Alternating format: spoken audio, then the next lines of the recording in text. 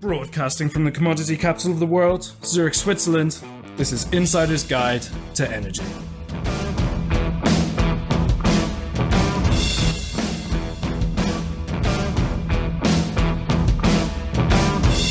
This edition to Insider's Guide to Energy is brought to you by Fidectis. Go to www.fidectis.com for more information.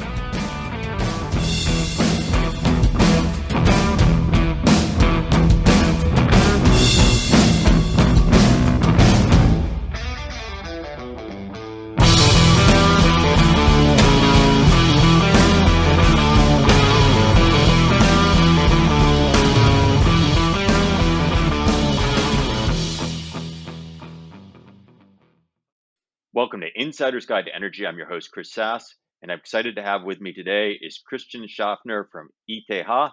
Christian, welcome to the program. Welcome. Thanks for having me. Well, it's an exciting time to have you here. I know you and I have been talking for some period of time. We're both located in Zurich, and the paths cross quite a bit in the energy market. I think it probably makes sense, although I know really well who you are, our audience doesn't. So maybe if we step back and start by introducing who you are professionally and what you do, that might be really good for our audience. Yes, absolutely. So, yes, I'm the director of the Energy Science Center here at ETH Zurich. It's a competence center for energy research and education, also outreach. So we do large research consortia, we run them, we initiate them, we lead them.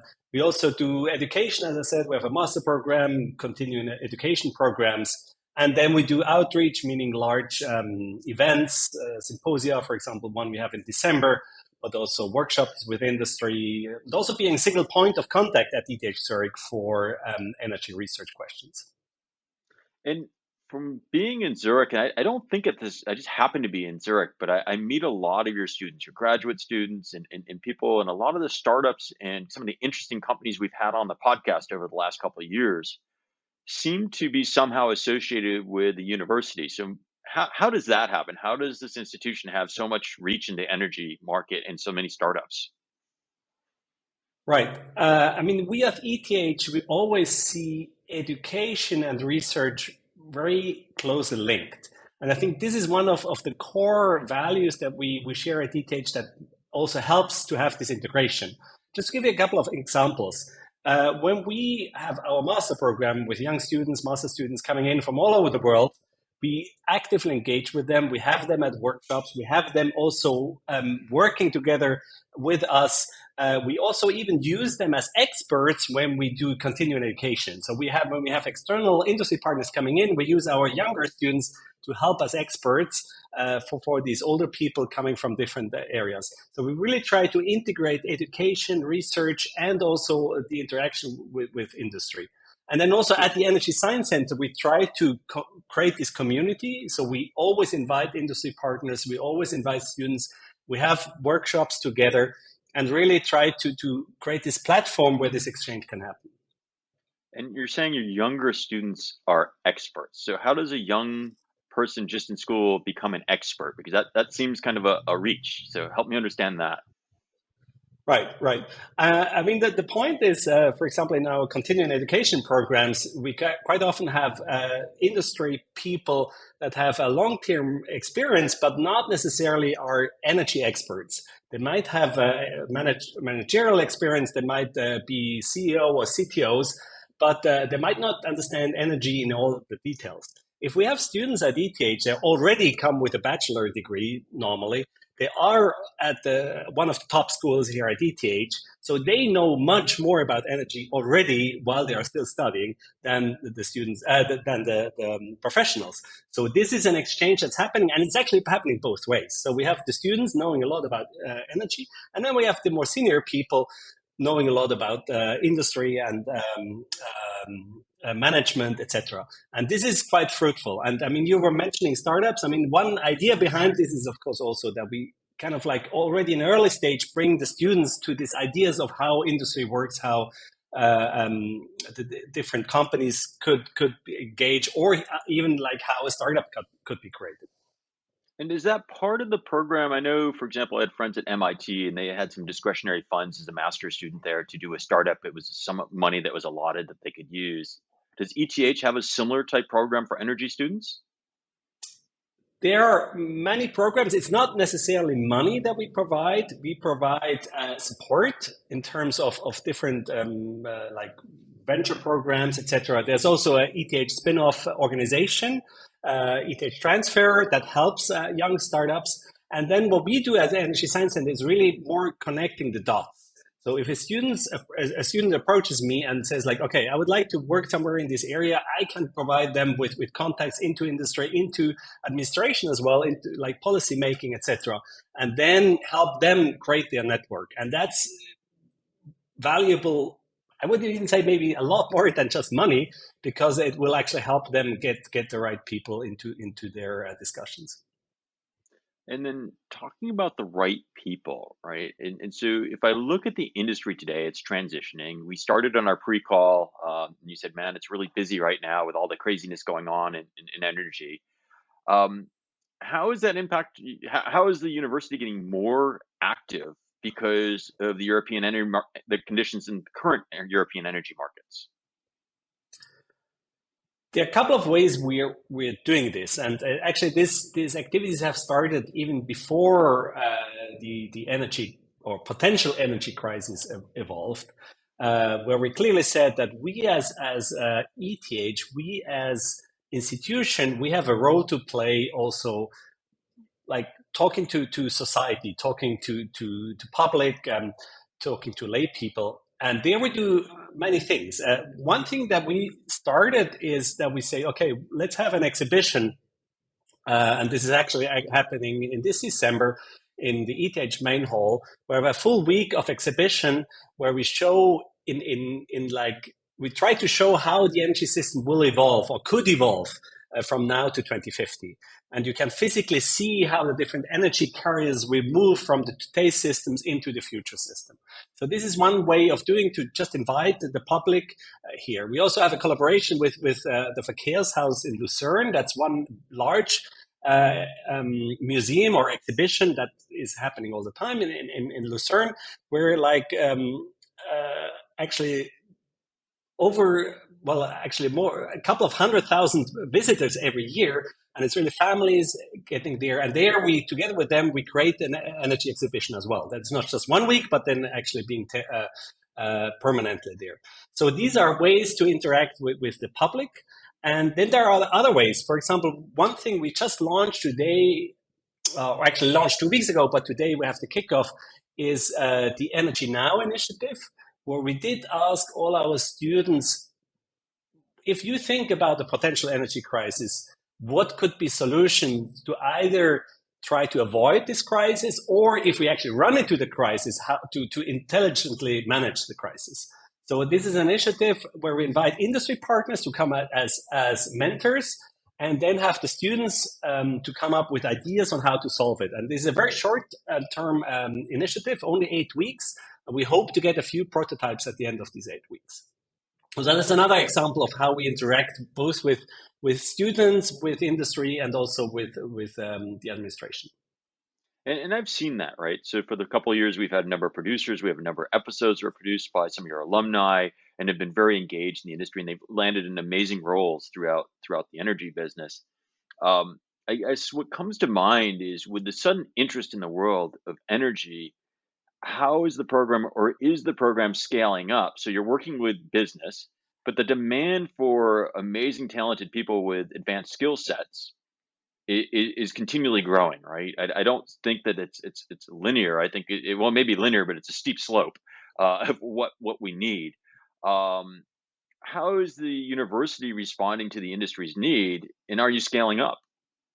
And is the talent pool there also to scale up? Are there enough students to fill that if you scaled up? Absolutely. So it's a very good question. I don't have a very good answer at the moment. So our program can easily scale up, I would say maybe not exponentially, but linearly over the next years. We still have to see the effects there because it has a time delay. So we haven't really seen the effects yet because there was also COVID effects. So we can't really say if the numbers really go up. But the program itself could definitely scale. What we try to do at ETH is really, top priority has always quality. So we want to have the best students when they start. So we select as from a large pool of applicants, we actually select the best to actually only be able to start the program, and then also make sure that they get the best education. So that's our focus. But it doesn't mean that we shouldn't scale. I mean, as you said, there's a big need. And what we do see at the moment is that all the students, they have very good or even excellent chances to find an excellent job as well.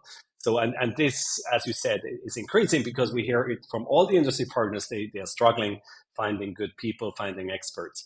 So I think it's something we have to see in the next years on how this evolves. We talked about in the past, you and I have had conversation about the industry partners and some consulting work and things that your team does. Maybe you give us an example of what that is. So our audience basically generally is mid to senior managers in energy companies. And so maybe if they're not aware of your program, how would you describe it to someone in the energy industry of how they would partner with ETH and how these students might bring value to them? Right. So there are many ways to engage. One thing we do is a course actually that we call case studies in energy science.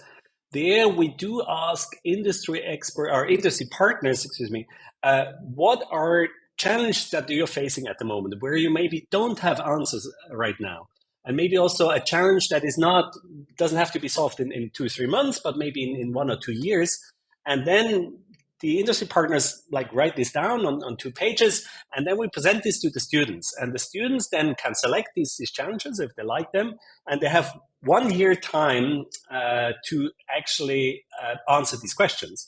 The first half year, so the first semester, they will just look at the proposal, decide on how to tackle the problem, how to actually come up with a work plan.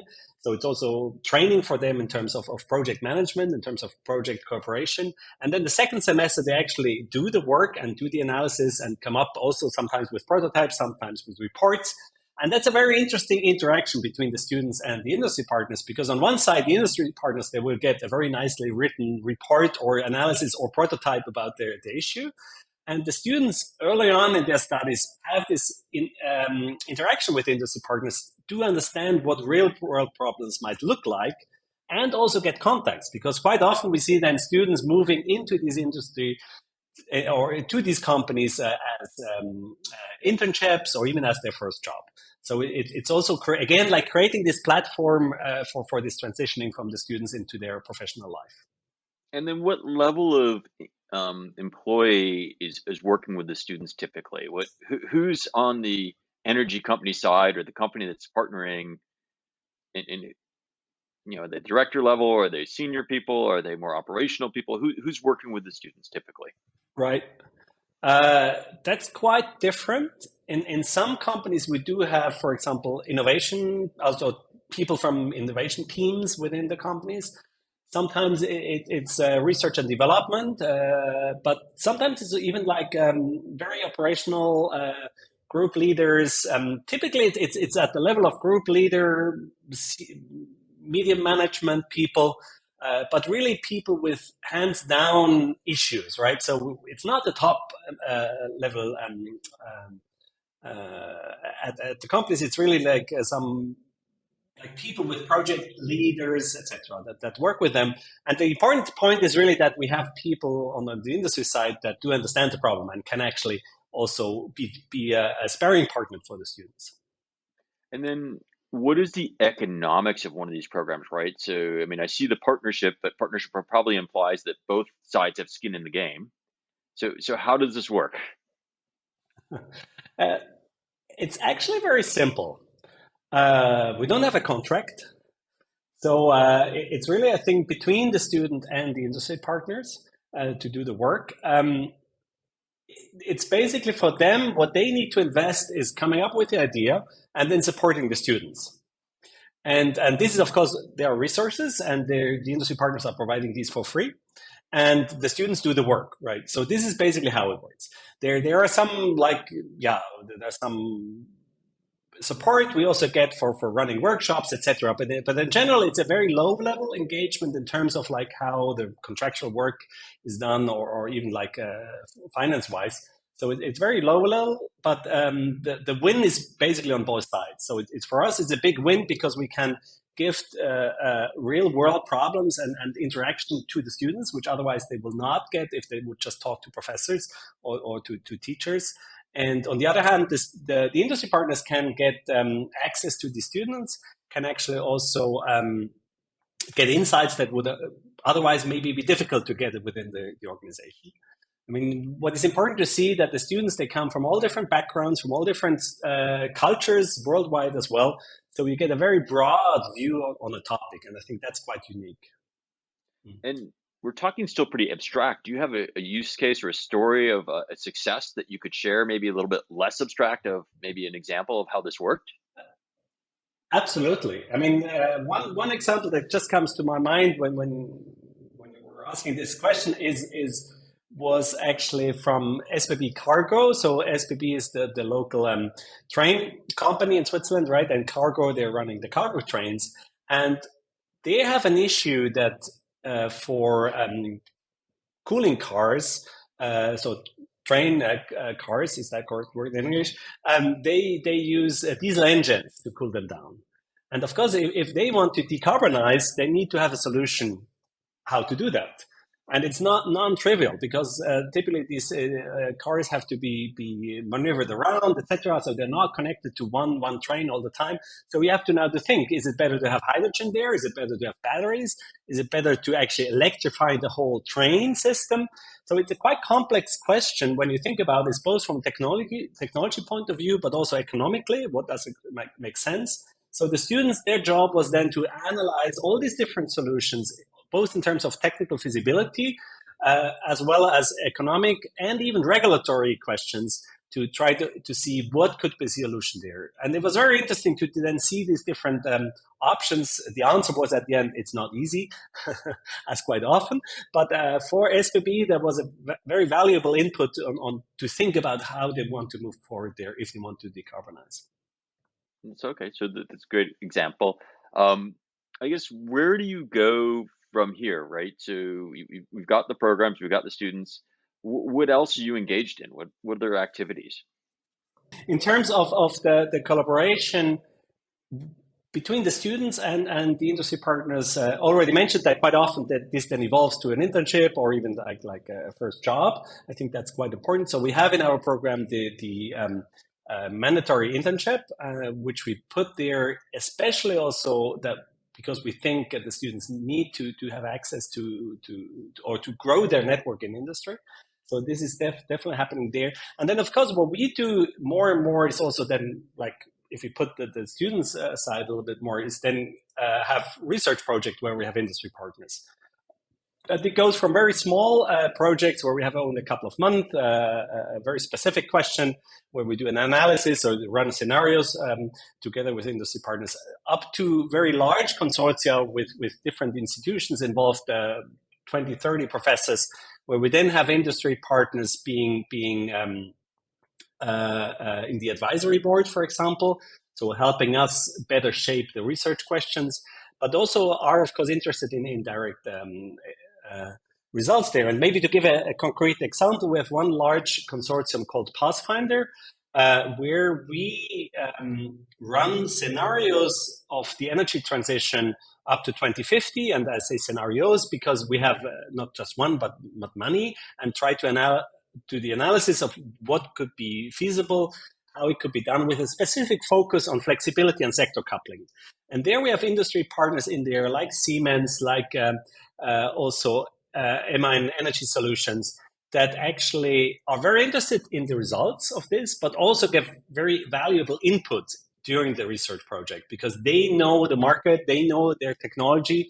And if we do the scenarios, of course, we need to assume many things. All the assumptions need to be checked. And this is very valuable and important feedback we get from industry partners.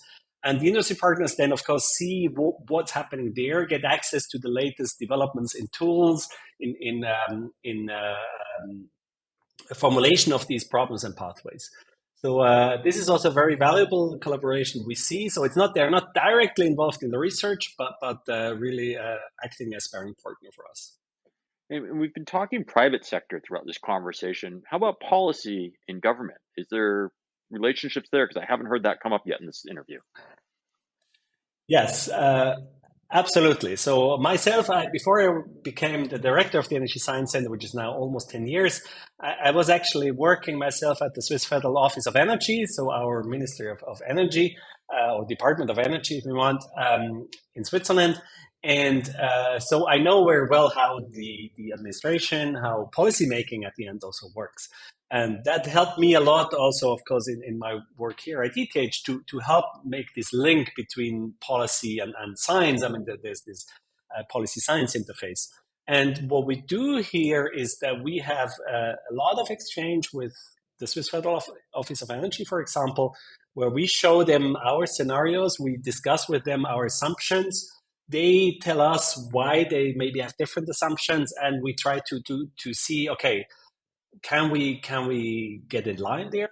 But this is one example. So, for example, the official and a key perspective of the Swiss Federal Office of Energy, we were involved in the discussion of their assumptions, and we could show them why we do something different, and they adapted, etc. But then also in terms of concrete questions, when it's about for example, now with security of supply, we have a group here called research group for energy networks, where we did analysis on the system adequacy of our electric system.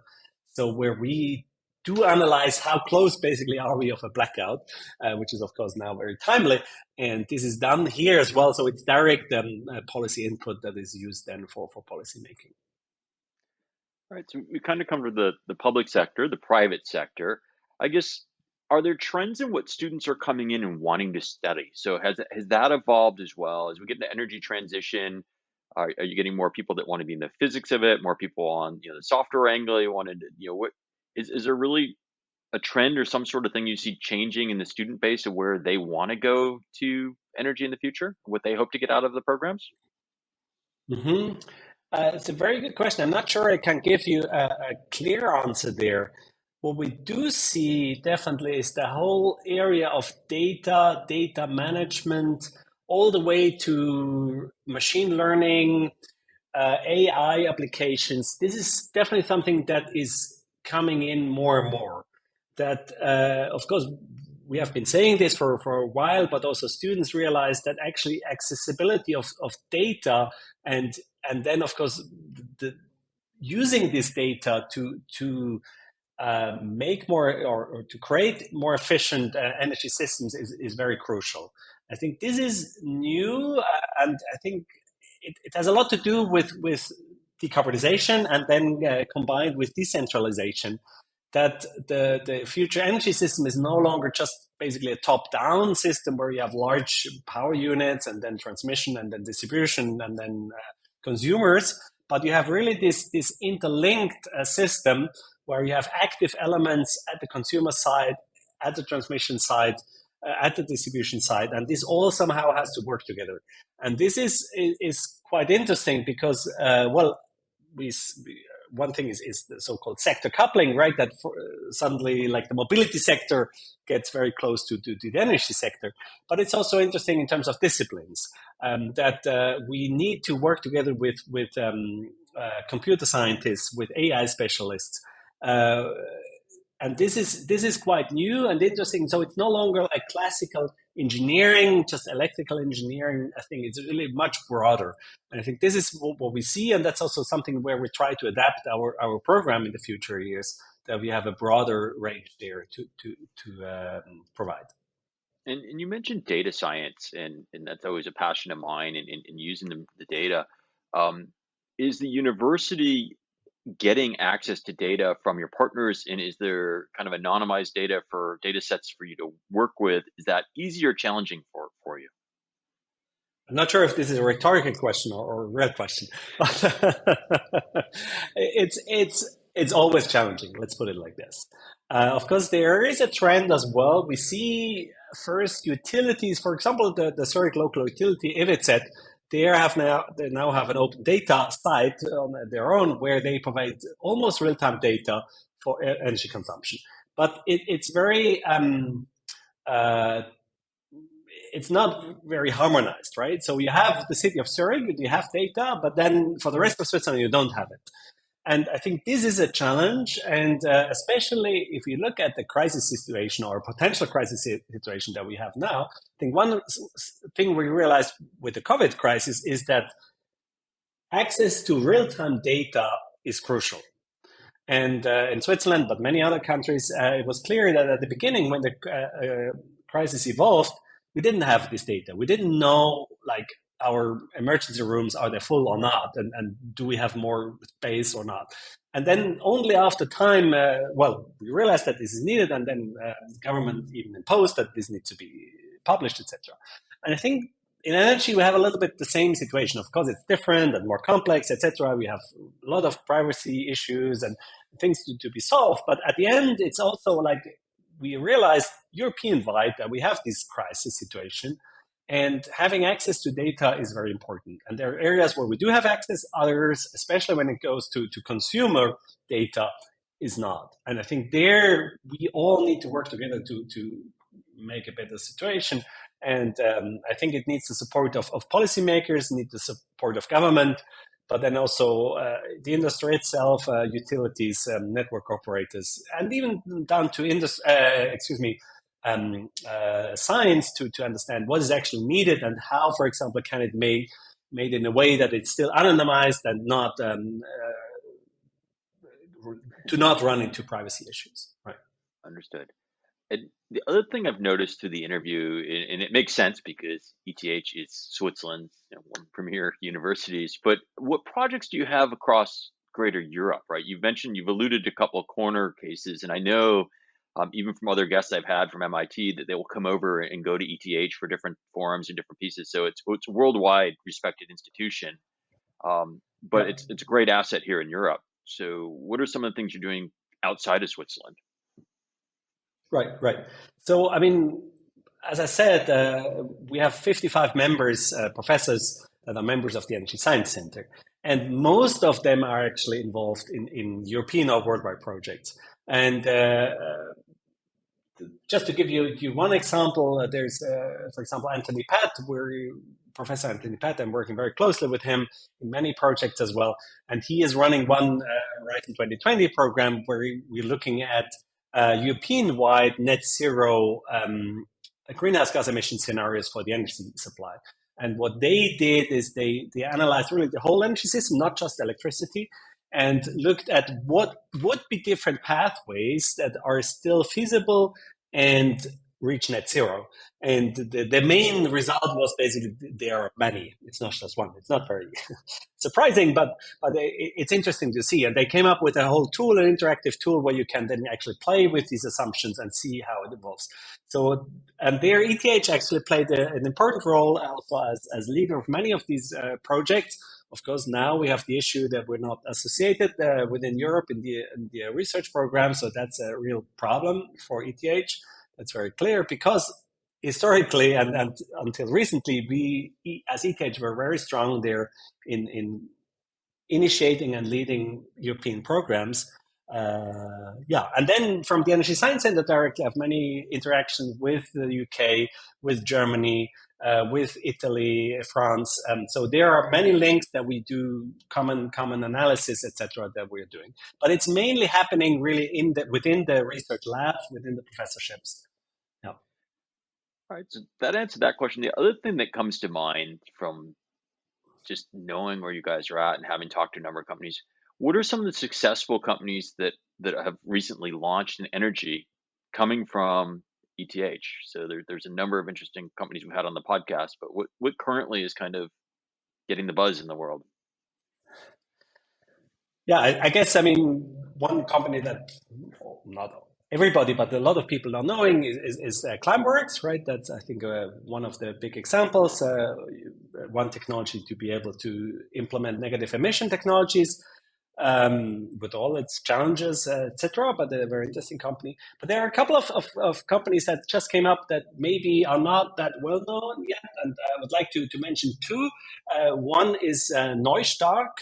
Neustark is a company where they are looking at, it's actually, I mean, we could even argue it's maybe not 100% linked to energy, but it has a very strong link.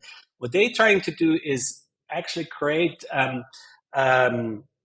cement using CO2 from the atmosphere. So doing a CO2 sink, and with this creating a stronger cement that can be used for building. So it's quite an interesting technology because in general buildings are CO2 intensive. So they help or be able to create actually a building sector that could also go towards net zero greenhouse gas emissions.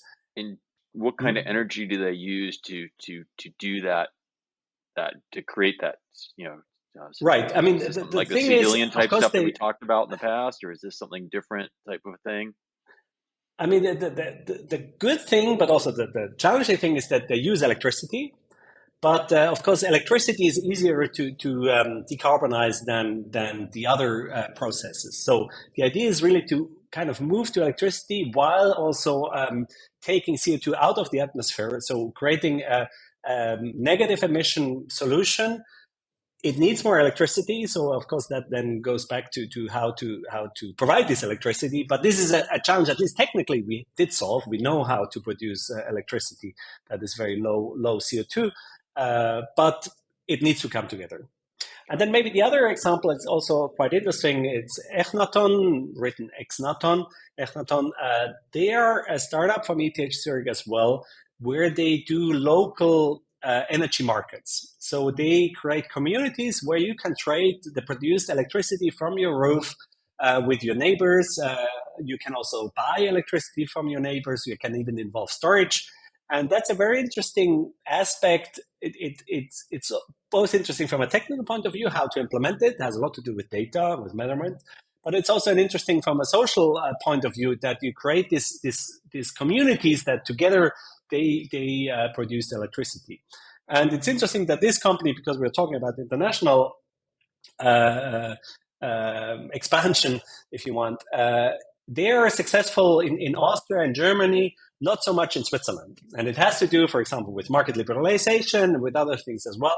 But so they are really active European-wide. They're quite new or young. They're a couple of years young, but now expanding very quickly.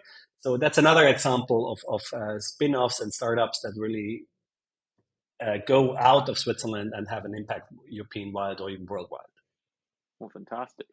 So I think we've covered the pretty full gamut of what's going on. It sounds like there's a lot happening. Um, I I've enjoyed talking quite a bit about what's going on. I always enjoy finding out what's happening in our backyard. Since I happen to live in Switzerland and I happen to be in Zurich, it's always very exciting to have this right outside the door. I guess from the employees or the business point of view, if they're not currently engaged with you, how would one of our audience members get engaged with your program then? What would the steps be that they would need to do if they found out, said, hey, this sounds interesting, maybe we should be doing something, or we're trying to solve this problem and it's a long-term problem for us and maybe we engage a student? How do they get involved? It's actually very simple. It's just one step. Just write me an email, right? So just drop you a direct email. I mean, it is. Yes. Yeah. So you find my email on the webpage. That's a good thing when you're at the research institution, right? It's all open. So, I mean, it is part of my job to be the single point of contact. We touched upon this before. So I think really the best is to just write me an email, tell me what are your interests, what are your needs, and then we can see how we can do that. And yeah, normally it's quite straightforward. Of course, as always, it's a question of resources, it's a question of time at both ends, right? But I mean, normally after a couple of steps, we always find a good solution that is interesting for both sides. And in all of these collaborations, I think the best ones are those where there are really advantages on both sides, a win-win situation. And I think if we find something like this, then it will be successful. And then you mentioned also that your students have a required internship. So one of the challenges I had coming as an American over and working with Swiss university students is they have very little free time when they're actually in school, especially at ETH, because they seem to be very diligently working on their studies. So it's unlike the US where you might do work and go to school. It seems like in Switzerland, people tend to go to school and then do internship as an internship. In my experience with a lot of the students. So how long is this mandatory internship that they normally take? Right. So the minimum is 12 weeks.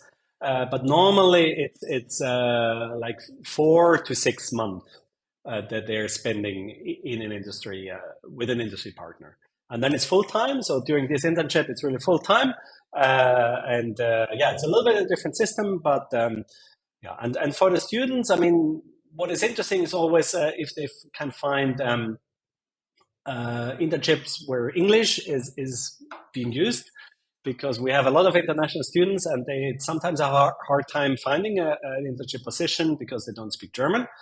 So whenever there's industry partners that also allow English-speaking students, that helps a lot. And yeah, I mean, if you have an open position for internship, also let me know. We always have a channel with our students where we tell them, look, there is an interesting internship position, and we can do the matchmaking.